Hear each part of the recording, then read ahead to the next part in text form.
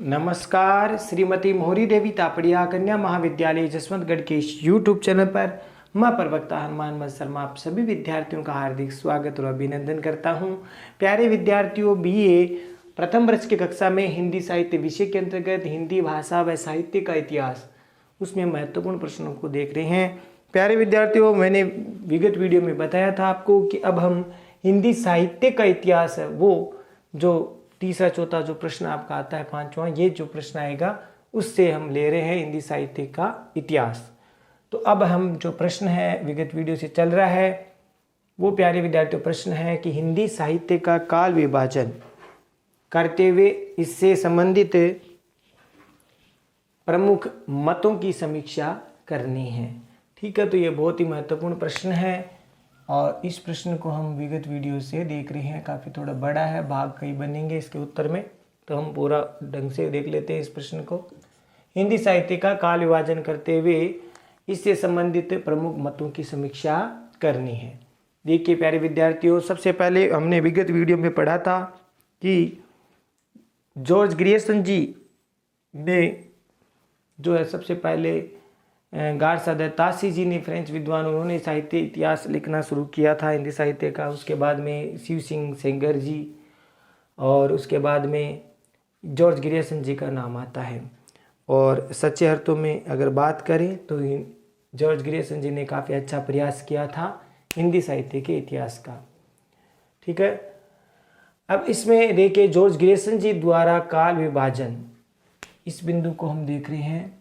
Doctor George Grierson जी द्वारा काल विभाजन निम्नलिखित रूप में किया गया है। देखिए प्यारे विद्यार्थियों, ये फ्रेंच विद्वान थे और इन्होंने अपने जो इतिहास ग्रंथ की जो पुस्तक थी उसमें जो है हिंदी साहित्य के इतिहास को किस प्रकार से काल विभाजित है वो किया है। तो देखिए उन्होंने सबसे पहला नाम दिया है चारण काल। ठीक है, चारण काल नाम दिया है और इनकी हमने कल जो पुस्तक थी वो पढ़ी थी जिसका नाम था,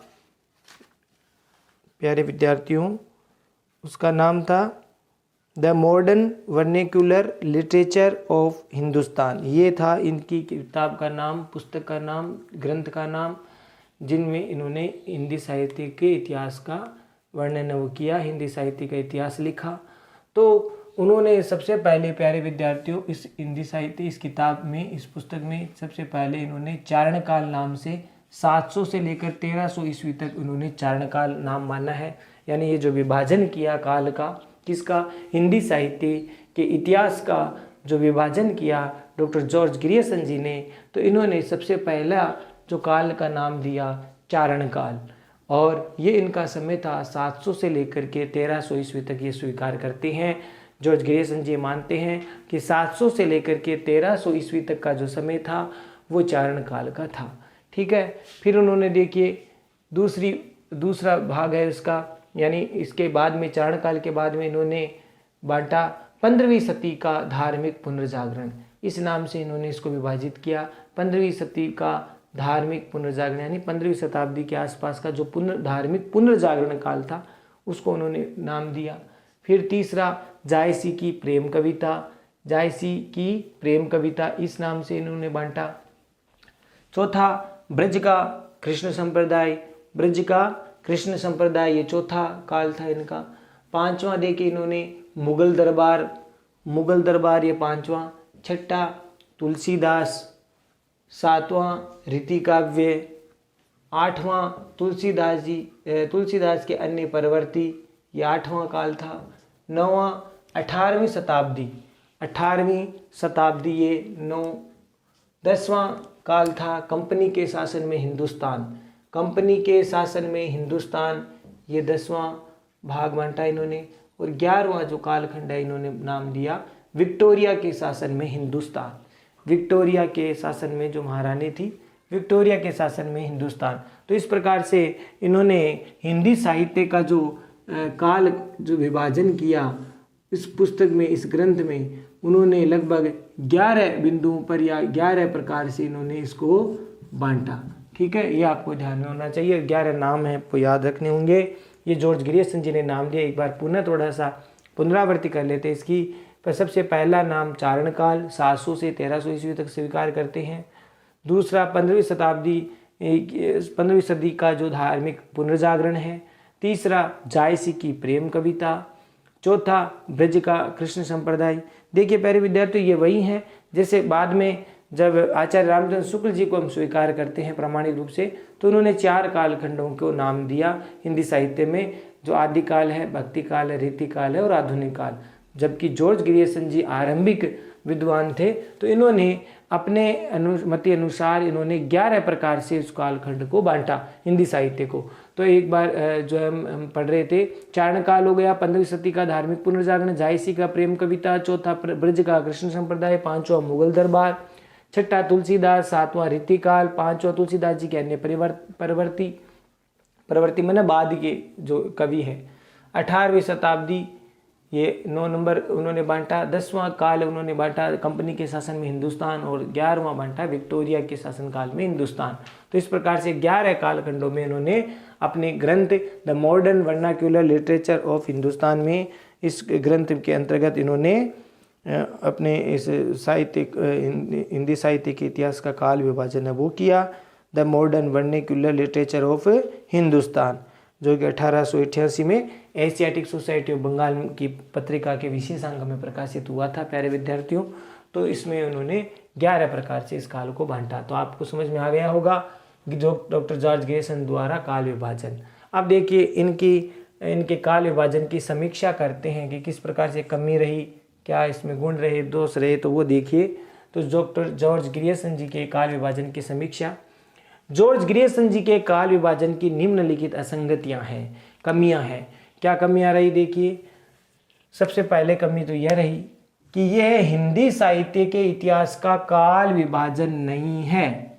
विद्वानों ने, इनके परवर्ती जो विद्वान थे, इन्होंने इस बात की काट की, इनको असंगति इस रूप में बताया कि इन्होंने लिखा, इन्होंने पाया कि ये हिंदी साहित्य के इतिहास का काल विभाजन नहीं है। तो फिर क्या है, अपितु साहित्य के इतिहास के भिन्न भिन्न अध्यायों का नामकरण है। इन्होंने माना, इनके जॉर्ज ग्रियर्सन जी के बाद के जो विद्वान हुए हैं, लेखक हुए हैं, शोधकर्ता हुए हैं, उन्होंने माना कि जॉर्ज ग्रियर्सन जी ने जो काल विभाजन दिया है वो इतिहास का काल विभाजन नहीं है, अपितु साहित्य के इतिहास के भिन्न भिन्न मन अलग अलग अध्यायों का नामकरण मात्र है, ये मानते हैं। इस कारण से इनकी एक बात यहाँ पर इन्होंने असंगत बता दी।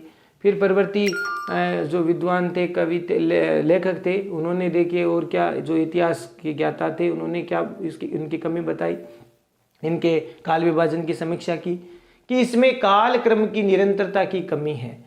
यानी जॉर्ज ग्रियर्सन जी ने जो काल निर्धारित किया उसमें काल क्रम की क्या है, निरंतरता की कमी है।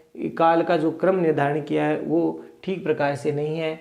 जैसे चारण काल से लेकर के लेखक एक साथ 15वीं सदी के पुनर्जागरण में पहुंच जाता है कि यहाँ पर पहले वो चारण काल नाम देता है और सीधा 15वीं शताब्दी में चला जाता है, यानी 700 से लेकर 1300 और 1300 से सीधा 15वीं शताब्दी में चला जाता है।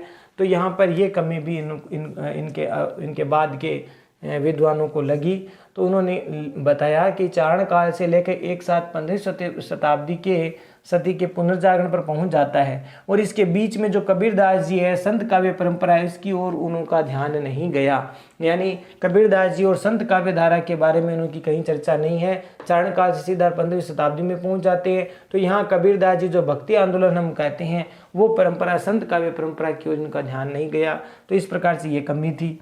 अगली बात, कालों के नामकरण में एकता का ध्यान नहीं रखा गया। ध्यान रखिए, जॉर्ज ग्रियर्सन जी ने जो कालों का नामकरण किया गया उनमें एकता का ध्यान नहीं रखा गया। देखो, कहीं तो नामकरण व्यक्ति के आधार पर कर दिया, जायसी जी की प्रेम कविता तो व्यक्ति के नाम पर कर दिया, तुलसीदास जी व्यक्ति के नाम पर, तुलसीदास जी के अन्य प्रवृत्ति तो व्यक्ति के नाम पर कर दिया। तो कहीं पर इन्होंने नामकरण, काल का नामकरण व्यक्ति के आधार पर कर दिया, और कहीं पर प्यारे विद्यार्थियों इन्होंने धार्मिक आधार पर कर दिया। ठीक है, जैसे इसमें आपके रीति काव्य धारा के रूप में ब्रज का जो कृष्ण संप्रदाय है, इस प्रकार से इन्होंने क्या किया कि धार्मिक आधार पर और व्यक्ति के आधार पर नामकरण कर दिया। तो ये नामकरण की एकता का ध्यान नहीं रखा, ये असंगति थी। फिर देखिए, इस नामकरण से साहित्य की कुछ ही प्रवृत्तियों का बोध होता है। ये जो नामकरण इन्होंने 11 नाम दिए हैं, 11 प्रकार से इन्होंने बांटा है साहित्य को, इतिहास को, हिंदी साहित्य के इतिहास को। तो जॉर्ज ग्रियर्सन जी के इस नामकरण से साहित्य की कुछ ही प्रवृत्तियों का बोध होता है, कुछ ही प्रवृत्तियों का पता चलता है, लेकिन इससे सारे ऐतिहासिक चेतना का बोध नहीं होता। ठीक है, कुछ ही प्रवृत्तियों का बोध होता है, पता चलता है, लेकिन सारे ऐतिहासिक चेतना का बोध इसमें नहीं होता। तो इस प्रकार से ये थी कुछ असंगतियां। जॉर्ज ग्रियर्सन जी ने जो काल विभाजन किया 11 प्रकार से, तो इसमें ये कमियां थी या इसमें ये असंगतियां थी। फिर देखिए अगले हम पढ़ेंगे मिस्र बंधु के द्वारा काल विभाजन। देखिए जॉर्ज ग्रियर्सन जी के बाद में मिस्र बंधुओं ने जो है हिंदी साहित्य के इतिहास लिखना शुरू किया या प्रारंभ किया या लिखा इन्होंने। तो मिस्र बंधु जी के द्वारा जो काल विभाजन दिया गया, तो डॉक्टर ग्रियर्सन जी के बाद में मिस्र बंधु कौन थे प्यारे विद्यार्थियों? 3 भाई थे। एक थे गणेश बिहारी, नाम था, 3 भाई थे ये, गणेश बिहारी मिस्र। ठीक है, यहाँ लिख रहा हूँ मैं, गणेश बिहारी मिस्र है। दूसरे थे कृष्ण बिहारी मिस्र, और इसके साथ तीसरे थे ये सुखदेव बिहारी मिस्र। तो 3 भाई थे, गणेश बिहारी, कृष्ण बिहारी, सुखदेव बिहारी। तो इस प्रकार से 3 भाई थे और तीनों भाइयों ने मिलकर के हिंदी साहित्य का इतिहास लिखा। और श्याम बिहारी, क्षमा करना ये कृष्ण बिहारी नहीं है, ये थोड़ी सी त्रुटि हुई है, श्याम बिहारी है।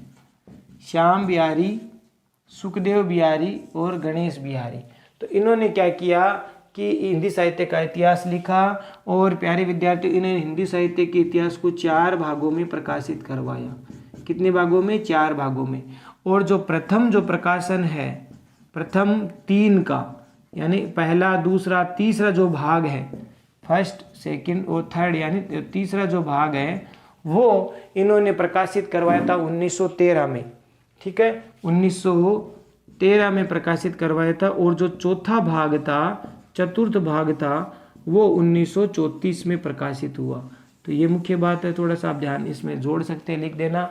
ये जो को मिस्र बंधु थे वो 3 थे, गणेश बिहारी मिस्र, श्याम बिहारी मिस्र और सुखदेव बिहारी मिस्र। और तीनों भाइयों ने मिलकर के हिंदी साहित्य का इतिहास लिखा। तो इन्होंने इनका जो ग्रंथ था उसका नाम था प्यारे विद्यार्थियों मिस्र बंधु विनोद।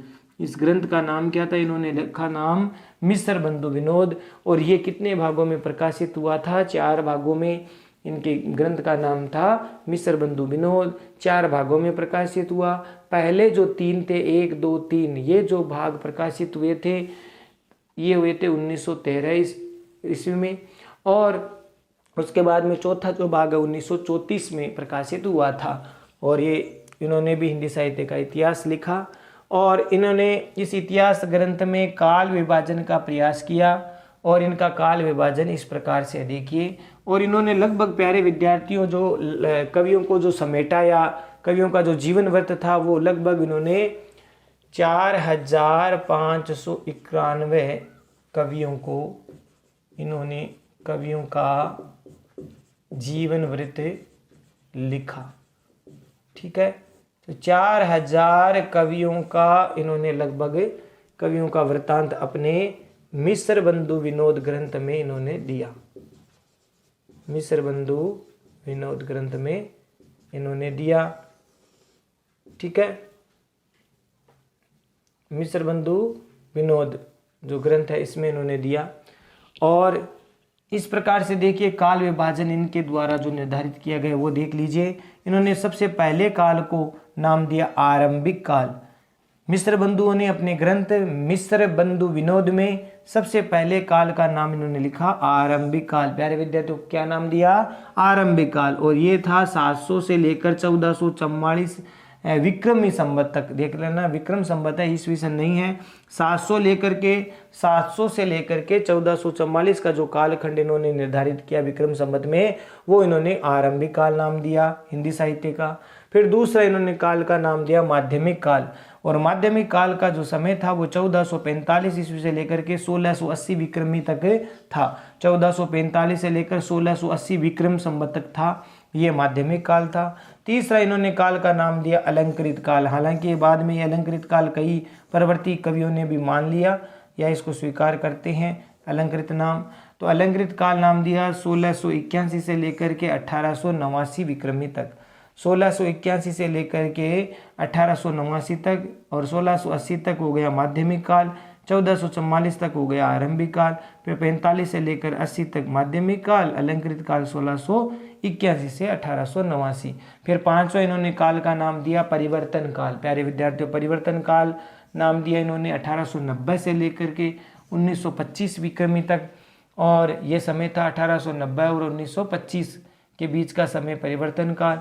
उसके बाद में उन्होंने अंत का जो नाम दिया, अंत में बांटा वर्तमान काल, और वर्तमान काल इन्होंने 1925 विक्रमी संवत से लेकर के अद्यावधि यानी आज तक, यानी अब तक। तो इस प्रकार से इन्होंने 5 भागों में बांटा मिस्र बंधुओं ने, और ये मिस्र बंधु थे गणेश बिहारी, सुखदेव बिहारी और श्याम बिहारी, और इन्होंने मिस्र बंधु विनोद नामक ग्रंथ में, जो कि 4 भागों में प्रकाशित हुआ था, पहले 3 भाग 1931 में प्रकाशित हुए, बाद के 1913 में प्रकाशित हुए, और बाद का जो प्रकाशन हुआ चौथा वो 1934 में प्रकाशित हुआ।